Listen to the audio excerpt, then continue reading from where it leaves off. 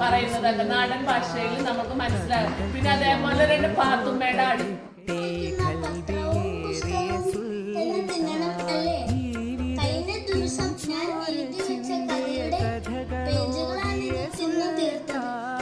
കഥകൾ കൊണ്ടൊരു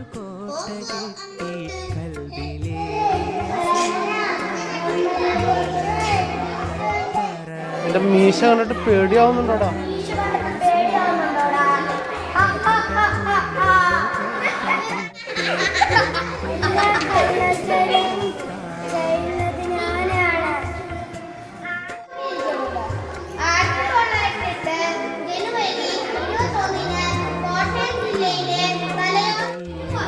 മലയാളത്തിന്റെ സുൽത്താനായ വൈക്കം മുഹമ്മദ് ബഷീറിന്റെ ഓർമ്മ ദിവസം നമുക്കൊക്കെ കഥകൾ പറഞ്ഞു തരുന്ന അപ്പൂപ്പന്മാരെയും നമ്മുടെ സ്കൂളിലെ കുട്ടികളെ വളരെ കുറച്ച് പേരാണ്.